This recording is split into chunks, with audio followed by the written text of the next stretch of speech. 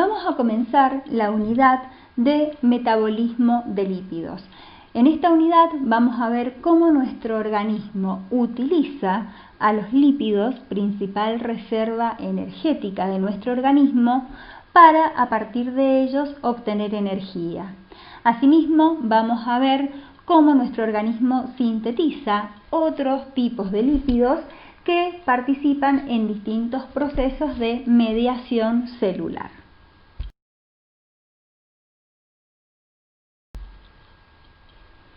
Recordemos que los lípidos son la principal reserva energética de nuestro organismo, que se acumulan en el tejido adiposo en forma de triglicéridos. Recuerden que los triglicéridos estaban constituidos por una molécula de glicerol unida a 3 ácidos grasos, y la energía que obtenemos a partir de ellos es muy superior a la que podemos obtener a partir de los glúcidos.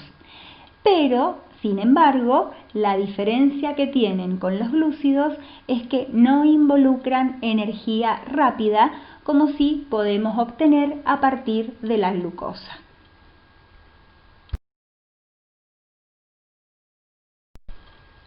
Nosotros diariamente consumimos lípidos que se encuentran presentes en nuestra dieta. ¿Cuáles son esos lípidos que normalmente consumimos? Triglicéridos, ácidos grasos libres, colesterol, colesterol esterificado, fosfolípidos.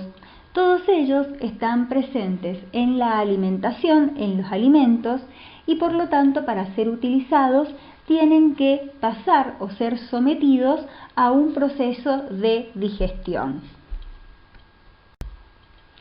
¿Quiénes participan de la digestión de todos estos lípidos que nosotros consumimos en la dieta?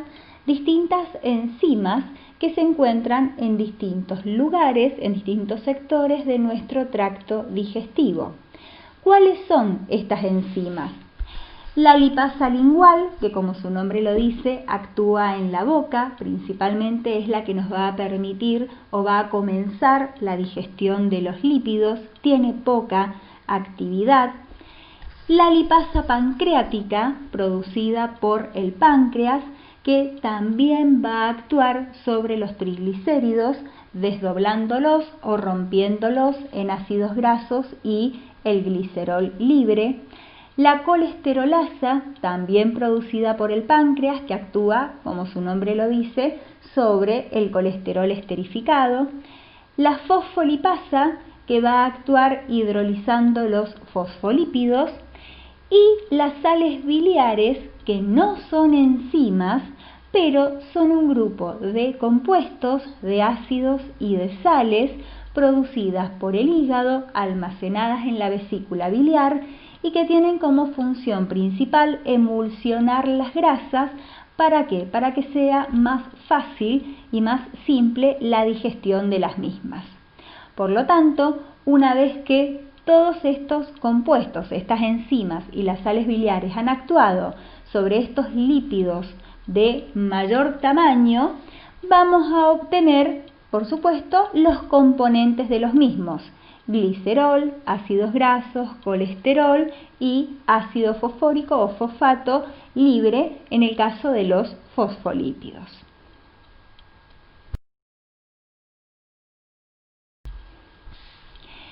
¿Cómo viajan por sangre los lípidos? Recuerden que los lípidos, por su naturaleza química, son insolubles en agua. Por lo tanto, para poder viajar en la sangre, que está constituida justamente por un medio acuoso, necesitan de alguien que las transporte.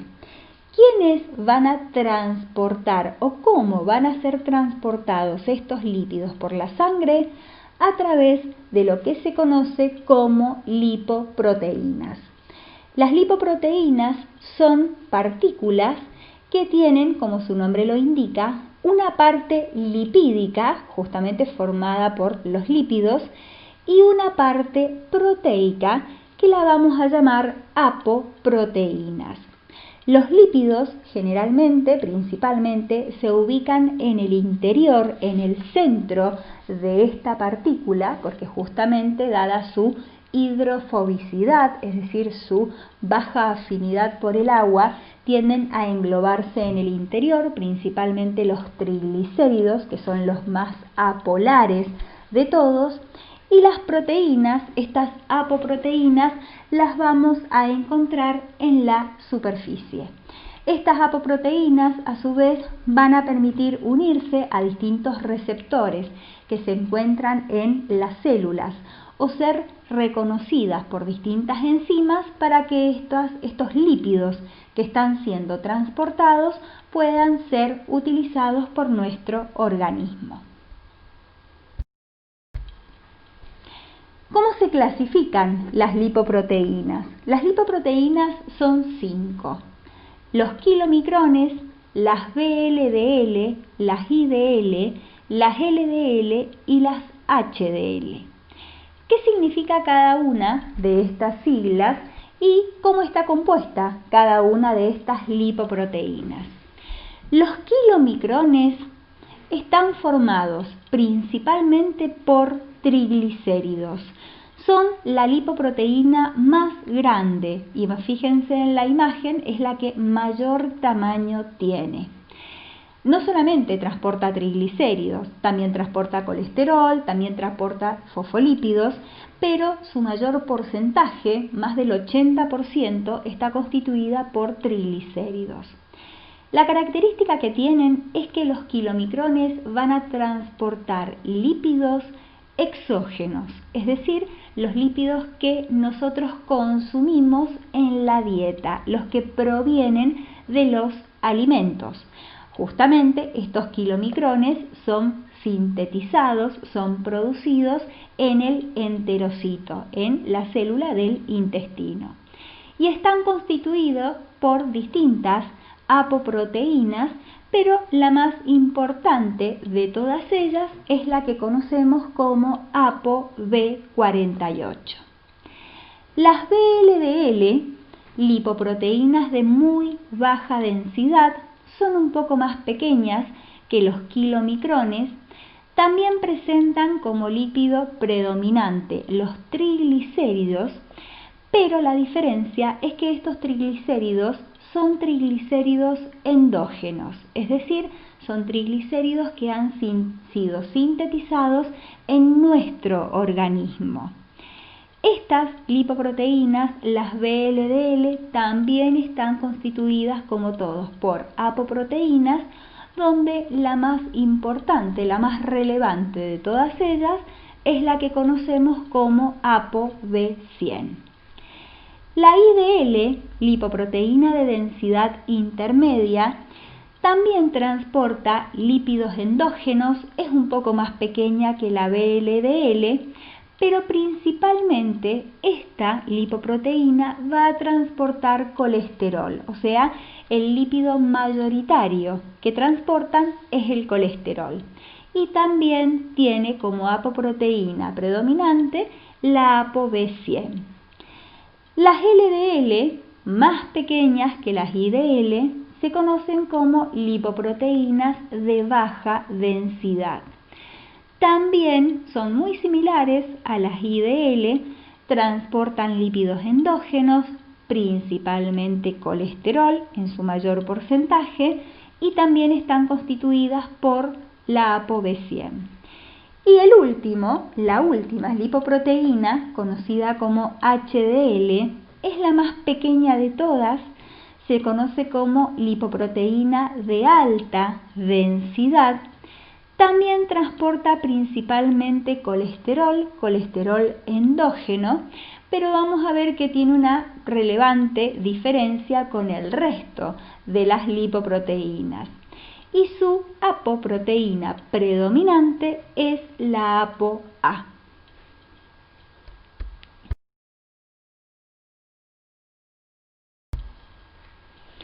¿Cómo es el transporte de estos lípidos a lo largo, a través, digamos, de nuestro organismo? Los kilomicrones, como dijimos recién, predominantemente presentan triglicéridos como lípido constitutivo y son sintetizadas en el enterocito, es decir, todos los lípidos que provienen de la dieta, el enterocito, la célula intestinal, los engloba en esta partícula, en el kilomicrón, para que estos puedan ser repartidos a lo largo de nuestro organismo en los distintos tejidos periféricos. El kilomicrón que queda remanente, es decir, una vez que han sido repartidos, distribuidos esos lípidos por el organismo, el kilomicrón que queda, ¿sí?, como partícula remanente, va a viajar hasta el hígado para que esos lípidos puedan ser utilizados. Por eso, los kilomicrones justamente transportan lípidos exógenos, los que provienen de la dieta. En cambio, el resto de las lipoproteínas transportan lípidos endógenos, lípidos que han sido sintetizados en nuestro organismo. La VLDL transporta también mayoritariamente triglicéridos. Es una lipoproteína que, fíjense, es sintetizada en el hígado y va a circular por sangre distribuyendo los lípidos que transporta, principalmente triglicéridos. En la sangre se va a encontrar con una enzima que se llama lipoproteína lipasa, que va a ir hidrolizando, es decir, va a ir rompiendo a los triglicéridos que presenta, liberando glicerol, liberando ácidos grasos que puedan ser utilizados por tejidos como el tejido muscular, el tejido mamario, etc. Cuando la VLDL ya ha perdido parte de sus triglicéridos, se transforma en lo que se conoce como IDL, es decir, lipoproteína de densidad intermedia. Esta lipoproteína de densidad intermedia, cuando sigue distribuyendo lípidos, se transforma posteriormente en LDL, lipoproteína de baja densidad, que principalmente transporta colesterol.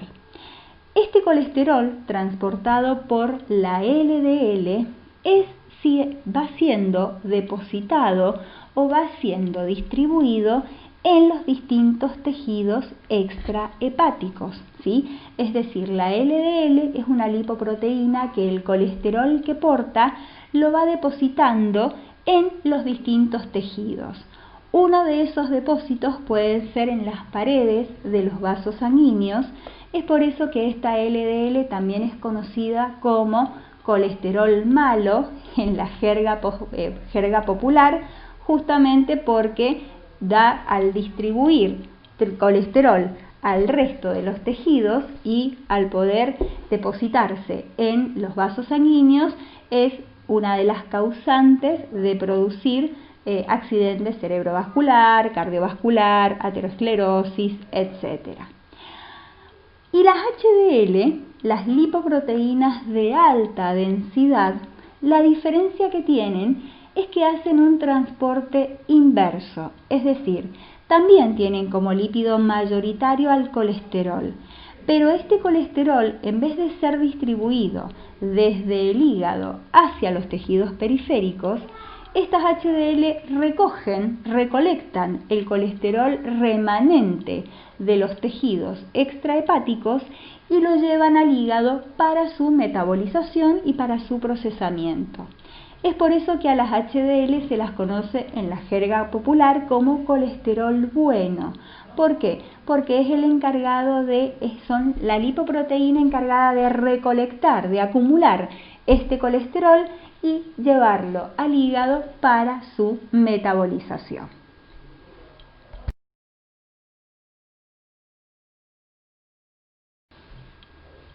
¿Cómo es el catabolismo de los ácidos grasos? Es decir, estos ácidos grasos que provienen de la hidrólisis de los triglicéridos o del colesterol esterificado son utilizados por nuestro organismo para obtención de energía, ¿sí? Estos ácidos grasos, como dijimos, provenientes del colesterol esterificado o de los triglicéridos endógenos o exógenos.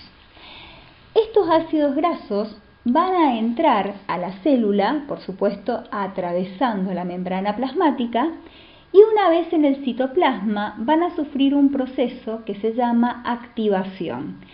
¿En qué involucra este proceso? Van a unirse a una coenzima A para formar un compuesto conocido como acil-CoA. Este acil-CoA va a necesitar ingresar a la mitocondria para poder obtenerse energía a partir de él, pero para ingresar a la mitocondria va a tener que ser transportado por un compuesto llamado carnitina. Una vez que ha ingresado a la mitocondria, específicamente a la matriz mitocondrial, va a ingresar este acil-CoA en un proceso que conocemos como beta-oxidación.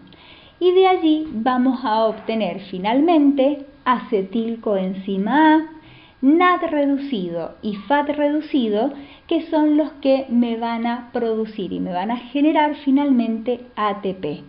La acetilcoenzima A, recordemos que puede ingresar al ciclo de Krebs para obtención de energía justamente, y el NAD reducido y el FAT reducido van a ingresar en la cadena respiratoria y fosforilación oxidativa posteriormente para sintetizar también ATP.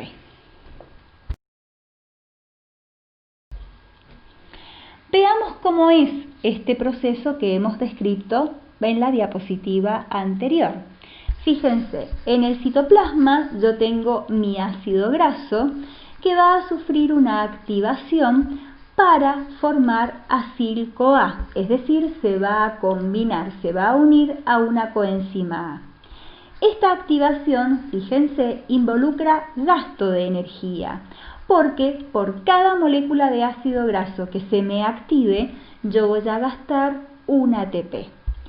Este acil-CoA va a necesitar ingresar a la matriz mitocondrial para poder obtenerse energía de él a través de la beta-oxidación.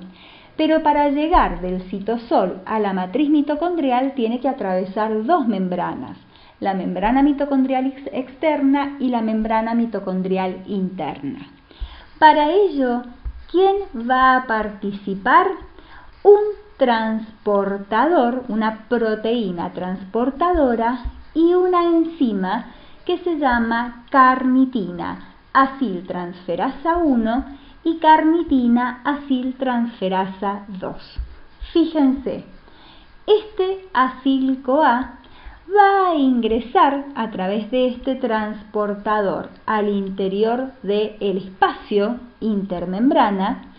Una vez en el espacio intermembrana, va a intercambiar la coenzima A por un compuesto llamado carnitina, es decir, el ácido graso se va a separar de la coenzima A, se va a unir a la carnitina para formar acilcarnitina. Y esta acilcarnitina va a poder atravesar recién la segunda membrana, la membrana mitocondrial interna, para ingresar a la matriz. Una vez en la matriz mitocondrial, el ácido graso deja la carnitina para volver a unirse a una coenzima A y volver a formar acil-CoA, que es el que realmente va a ingresar en el proceso de beta-oxidación, proceso catabólico de los ácidos grasos. ¿Cómo es esta beta-oxidación? Este proceso que se lleva a cabo en la matriz mitocondrial y que tiene como objetivo producir energía. La beta-oxidación es una oxidación, es un proceso oxidativo químicamente que va a sufrir el ácido graso en su carbono beta. El carbono beta de un ácido graso es el tercer carbono, es el que, si nosotros numeramos desde el extremo carboxilo, correspondería al carbono 3. Esta beta-oxidación involucra 4 reacciones químicas que sufre ese ácido graso. Una primera reacción que es una oxidación una segunda reacción que es una hidratación, una tercera reacción que es otra oxidación y una cuarta reacción que se llama tiólisis. Fíjense rápidamente, o sea, sintéticamente, qué es lo que va sucediendo en cada uno de estos pasos. El ácido graso que ha ingresado a la matriz mitocondrial va a ser oxidado en una primera reacción y, como toda reacción de óxido-reducción biológica, necesita una coenzima. ¿Cuál es la coenzima que va a participar en esta reacción? El FAD. Por lo tanto, si el ácido graso se va a oxidar, lo que vamos a obtener es un FAD reducido. En la segunda reacción, este ácido graso que sufrió la primera oxidación se va a hidratar, posteriormente va a volver a oxidarse y, como nuevamente una oxidación biológica, va a necesitar de una coenzima.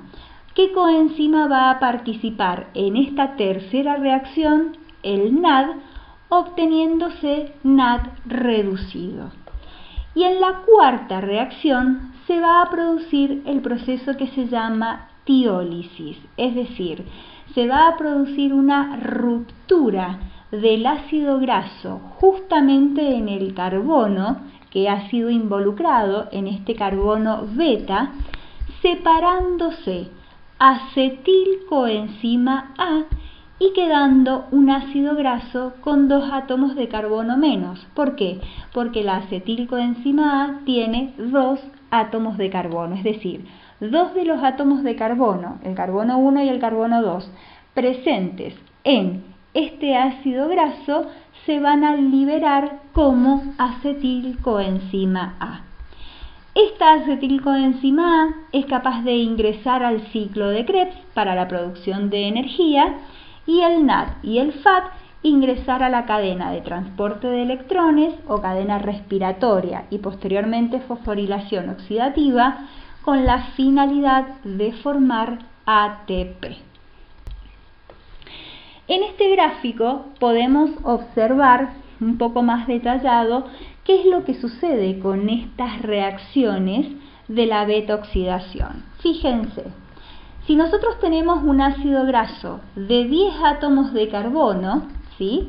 En este caso un acil-CoA, porque fíjense está unido a una coenzima A, el carbono beta, que es el carbono, correspondería al carbono 3, es el que va a ir sufriendo todas estas reacciones. Fíjense, en un primer proceso de beta-oxidación, con las 4 reacciones que describimos anteriormente, este ácido graso de 10 carbonos va a sufrir una ruptura en el último paso que describimos como tiólisis. Al producirse la ruptura en este carbono beta, fíjense, el carbono 1 y el carbono 2 me abandonan el ácido graso para formar acetilcoenzima A. Y el carbono beta sufre una oxidación y me genera un nuevo acil-CoA que, si contamos, tiene 2 carbonos menos que el anterior. Fíjense, tiene el 3, el 4, el 5, el 6, el 7, el 8, el 9 y el 10, pero en total tendría 8 átomos de carbono. Se les fueron 2.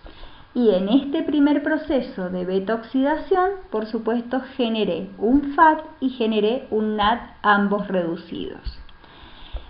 Este ácido graso, este acil-CoA que me quedó de 8 átomos de carbono, es capaz de volver a sufrir una beta-oxidación.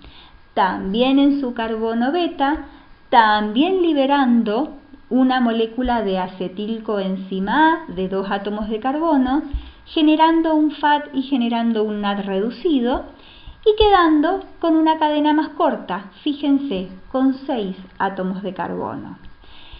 Este acil-CoA de 6 carbonos ahora es capaz de volver a sufrir una siguiente beta-oxidación en su carbono beta, en su carbono 3.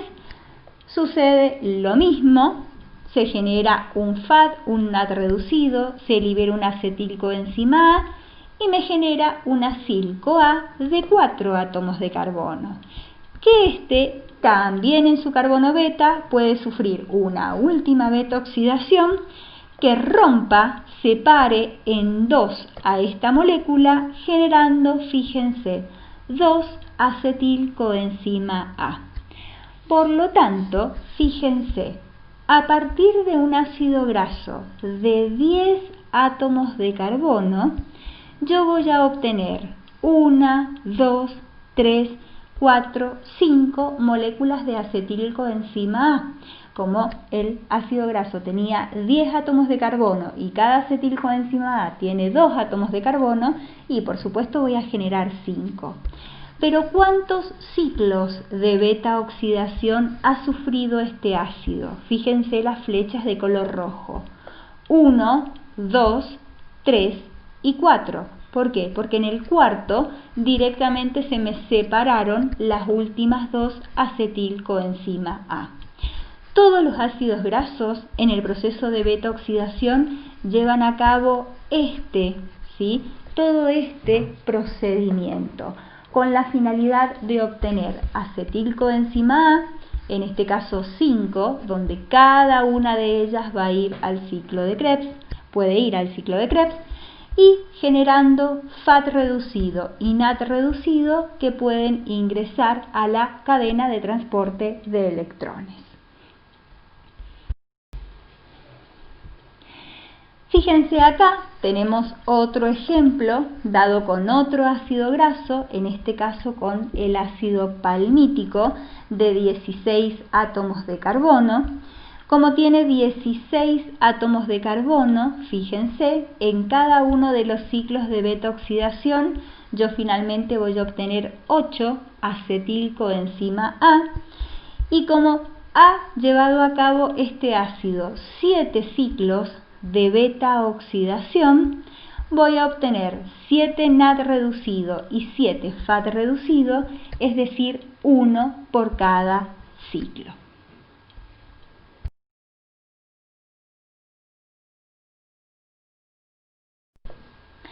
Hemos visto hasta ahora la beta oxidación y cuáles son los productos y los destinos que puede tener cada uno. Ahora, ¿cómo traducimos este ácido graso en moléculas de ATP formadas, es decir, en energía formada? Si damos el ejemplo de recién, el ácido palmítico de 16 átomos de carbono, nosotros dijimos que obteníamos 8 acetilcoenzima A de la beta oxidación completa, y como lleva a cabo 7 ciclos, vamos a obtener 7 NAD reducidos y 7 FAT reducidos. Nosotros sabemos que por cada acetilcoenzima A que ingresa al ciclo de Krebs, yo obtengo 12 ATP. Y por cada NAD que ingresa a la cadena de transporte de electrones, yo obtengo 3 ATP. Y por cada FAT reducido obtengo 2 ATP. Si a partir de la beta oxidación de este ácido yo obtuve 8 acetilcoenzima A, donde cada una ingresó al ciclo de Krebs, voy a obtener 96 ATP del ciclo de Krebs. Si obtuve 7 NAD reducidos, voy a obtener 21 ATP, y con 7 FAT reducidos voy a obtener 14 ATP. Si yo sumo todos estos, voy a obtener 131 moléculas de ATP que van a ser obtenidas a partir de la beta oxidación completa de este ácido de 16 carbonos. Pero recordemos que en la activación, cuando el ácido graso se unió en el citoplasma a la coenzima A, se gastó una molécula de ATP. Por ello, debo restarla al rendimiento total, y en este caso, total en forma final, voy a obtener 130 moléculas de ATP con enlaces de alta energía. Como ven, la cantidad de energía que yo obtengo de la beta oxidación depende de la cantidad de átomos de carbono que tenga el ácido graso. Mientras más grande, mientras más larga sea la cadena carbonada, y va a poder llevar a cabo más cantidad de ciclos de beta oxidación y más energía voy a obtener de cada uno de ellos.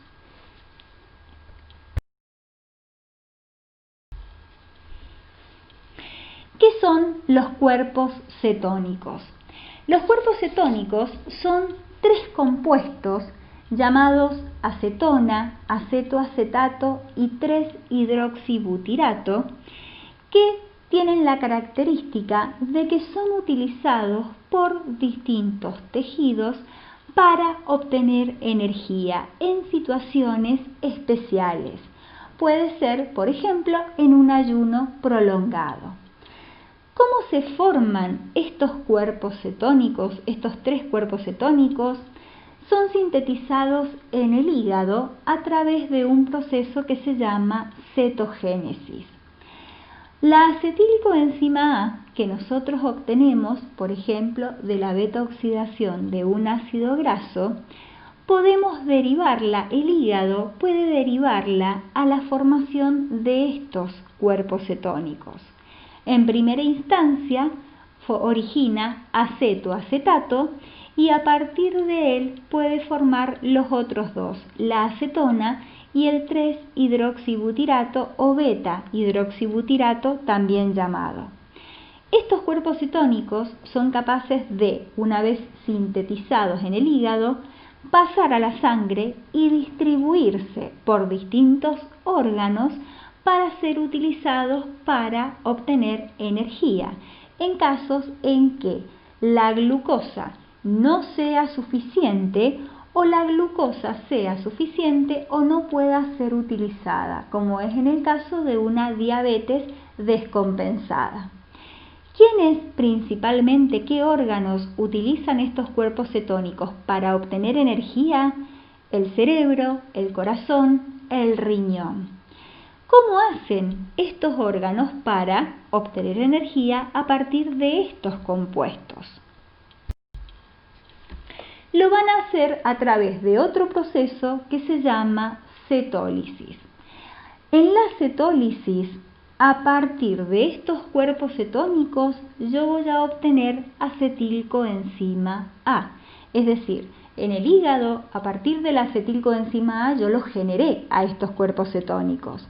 Pero cuando estos cuerpos lleguen a su órgano blanco, principalmente el 3-hidroxibutirato y el acetoacetato, van a originar nuevamente acetilcoenzima a través de un proceso, ¿sí? Como ven, que involucra la formación de NAD reducido, un proceso que involucra una reducción, ¿sí?, del NAD y una oxidación de estos compuestos justamente.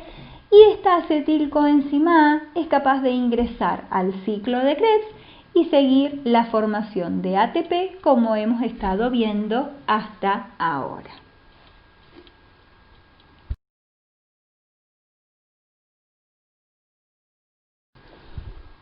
¿Qué conocemos en metabolismo de los lípidos como lipogénesis y lipólisis? Son 2 procesos opuestos. Como su nombre lo dice, lipogénesis implica la formación de lípidos, es decir, específicamente la formación de triglicéridos para ser almacenados en el tejido adiposo, y lipólisis es justamente la degradación, ruptura de estos triglicéridos para utilizar cada uno de sus componentes. Comencemos con la lipogénesis. La glucosa, que normalmente se encuentra circulando en sangre, nosotros sabemos que tiene receptores en todas las células para ingresar. Cuando la glucosa ingresa al adipocito, en su interior es capaz de ser procesada, ¿sí?, sufrir metabolizada para formar glicerol trifosfato. Ese glicerol trifosfato es capaz de unirse a 3 ácidos grasos a través de enlace éster para formar triglicéridos que van a ser acumulados en esa gran gota de grasa. Como la insulina estimula el ingreso de glucosa al interior de la célula y el adipocito tiene receptores, Por supuesto que la insulina me va a estimular, es la hormona que me estimula la lipogénesis, es decir, la formación de triglicéridos y almacenamiento de los mismos. En cambio, la lipólisis es el proceso opuesto. Cuando hay demanda de energía, es decir, cuando nuestro organismo necesita energía y la glucosa circulante no es suficiente, ¿qué es lo que hace este tejido adiposo? Va a degradar a estos triglicéridos separando los ácidos grasos y el glicerol para que cada uno de ellos sea utilizado. Los ácidos grasos van a poder pasar a sangre, van a viajar unidos a la albúmina. Recuerden que al ser ácidos grasos necesitan alguien que los transporte por sangre en un medio acuoso y van a ser distribuidos a los distintos tejidos para que a partir de ellos pueda realizarse la beta-oxidación y la obtención de energía. Y el glicerol va a ser capaz de viajar hasta el hígado solo, sin unirse a nadie porque es una molécula soluble, y va a poder ingresar a la gluconeogénesis para a partir de él originar glucosa. ¿Qué hormona estimula a esta lipólisis? El glucagón, porque justamente la enzima que estimula la degradación de estos triglicéridos, justamente separando los ácidos grasos y el glicerol, es una enzima que se llama enzima sensible a hormona. Y justamente ¿a qué hormona es sensible? Al glucagón. Por lo tanto, la insulina me va a estimular la lipogénesis, el glucagón me estimula la lipólisis.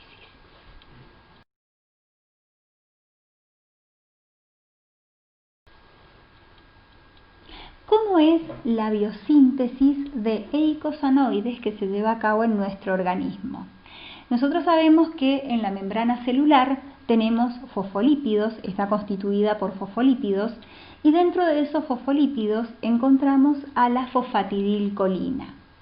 Cuando una enzima específica llamada fosfolipasa A2 actúa sobre esta fosfatidilcolina, es capaz de hidrolizar uno de los enlaces y liberar uno de los ácidos constituyentes de este lípido complejo, que es el ácido araquidónico. A partir de ese ácido araquidónico, nuestra célula puede sintetizar prostaglandinas, tromboxanos y leucotrienos. ¿Cómo es la síntesis de cada uno de ellos? Siguen dos vías distintas. Cuando este ácido araquidónico, producido a partir de la fosfatidilcolina, es atacado o actúa sobre él una enzima llamada ciclooxigenasa, que se conoce con la sigla COX, este ácido araquidónico me va a originar una prostaglandina que se llama prostaglandina G2. Esta prostaglandina G2, posteriormente por acción de otra enzima llamada peroxidasa, va a originar la prostaglandina H2, que va a ser la precursora del resto de estos compuestos. A partir de la prostaglandina H2 podemos sintetizar la prostaglandina E2, la I2 o también llamada prostaciclina, la F2 y el tromboxano A2. Cada uno de ellos cumplen funciones específicas en los tejidos, principalmente a nivel de vaso sanguíneo y a nivel de bronquio. ¿Qué funciones o qué acciones tienen cada uno de ellos que son importantes? La prostaglandina E2 es broncodilatador y vasodilatador. La prostaglandina I2, o también llamada prostaciclina, es vasodilatador y antiagregante plaquetario, es decir, va a tener una función importante al reducir la agregación plaquetaria en el proceso de coagulación, en la hemostasia. La prostaglandina F2 tiene función vasoconstrictora y broncoconstrictora, mientras que el tromboxano A2 es vasoconstrictor y agregante plaquetario. Fíjense que el tromboxano A2 tiene las funciones opuestas a la prostaciclina y la prostaglandina E2 tiene funciones opuestas a la prostaglandina F2. ¿Qué sucede en esta vía? ¿Sí? Esta enzima, la ciclooxigenasa, es capaz de ser inhibida por un fármaco específico que es el ácido acetil salicílico, que conocemos comúnmente con el nombre de aspirina. La aspirina, cuando nosotros la consumimos, inhibe a esta enzima, por lo tanto, a partir del ácido araquidónico no puedo producir ninguno de estos mediadores celulares. Es por eso que la aspirina justamente tiene funciones antiinflamatorias. ¿Qué pasa cuando a esta fosfatidilcolina, que sobre ella actúa la fosfolipasa A2 y me genera ácido araquidónico, si sobre ese ácido araquidónico actúa otra enzima que se llama lipooxigenasa? Cuando actúa esta enzima, me va a originar a partir de este ácido otro compuesto, otro eicosanoide que se conoce como leucotrienos. Existen distintos tipos de leucotrienos, entre ellos uno de los más importantes que se produce es el leucotrieno E4, importante porque tiene funciones vasoconstrictoras. Entonces, todos estos compuestos, los eicosanoides, son sintetizados a partir de los fosfolípidos de membrana, pero depende de la enzima específica que actúe sobre el ácido araquidónico que es liberado, va a ser los distintos eicosanoides que van a ser producidos.